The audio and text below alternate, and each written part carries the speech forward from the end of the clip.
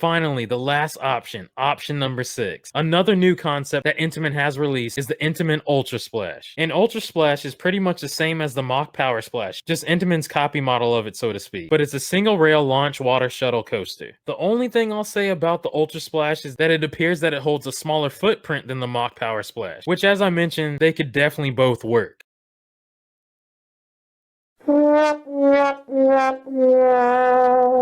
Six Flags Over Georgia just announced that a brand new coaster is coming to the park. No, not Kid Flash Cosmic Coaster. That is still coming to the park, but another new coaster is on its way, and it's actually a world's first at that. Let's discuss, and with that being said, let me explain.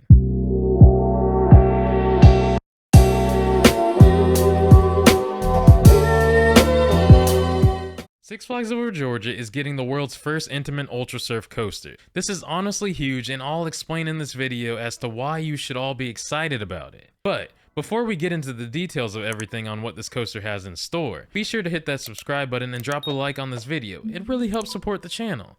Thanks!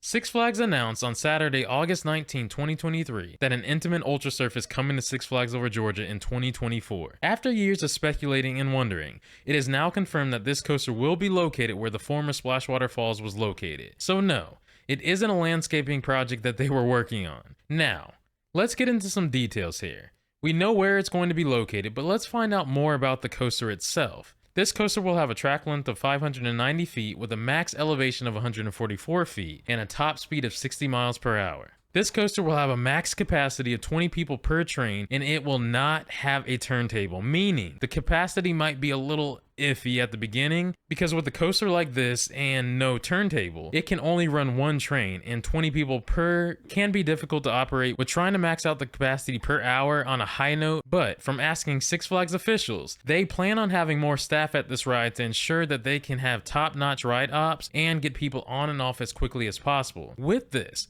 I would highly recommend that this coaster use a locker system. I know you all do not like using lockers, but this would be best implemented here for this ride to ensure that riders do not get to the ride platform, then have to put their stuff to the side. Or, oh wait, I still have my hat on. Or, oh wait, here, put my keys over there on the side. All of this takes extremely long and tremendously slows down dispatch times. But with a locker system, guests would have to put all of their loose articles in a locker before entering the queue. Therefore, once they get to the ride platform, get on, get off, get out, quick dispatch, fun times, rinse and repeat.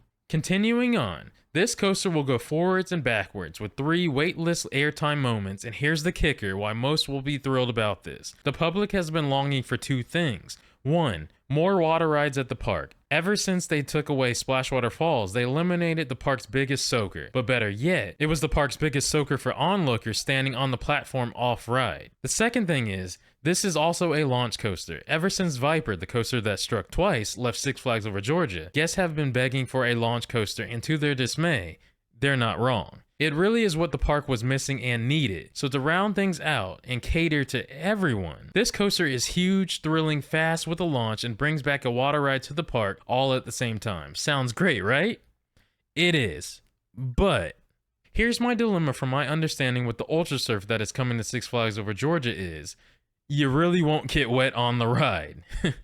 Based off of asking around and the reveal video, there will be a splash zone for people off-ride, and the water effects, as you can see, are all dedicated to onlookers off-ride, where riders on the ride will not get wet, or at least not really. By the way, the water effects will be disabled during the cooler months where it will not have any water effects whatsoever, or probably any water period underneath. There's no name announcement for this coaster as of yet, but the cool thing is, they are letting us park goers vote on what the name of the coaster should be. They last did this in 2015 and 16 when they were renaming Ninja to what is now known as Blue Hawk. And there is of course no opening date at the time of recording of this video. But this is all still exciting news that we had a drought of from the ground up coasters such as Daredevil Dive in 2011 till now, where we are now getting 2 back-to-back roller coasters. Trust me, this is amazing news, but now, it is time to hear from you all. Let me know in the comment section down below your thoughts. How excited are you to be getting a new big coaster on top of a family coaster in Kid Flash as well? How hyped are you to be getting a launch coaster back at the park? And what are your pros and cons with the world's first Ultra Surf coaster? Let me know in the comment section down below because I would love to hear from you. Till my next video and or adventure, take care, be well, and have a thrilling day.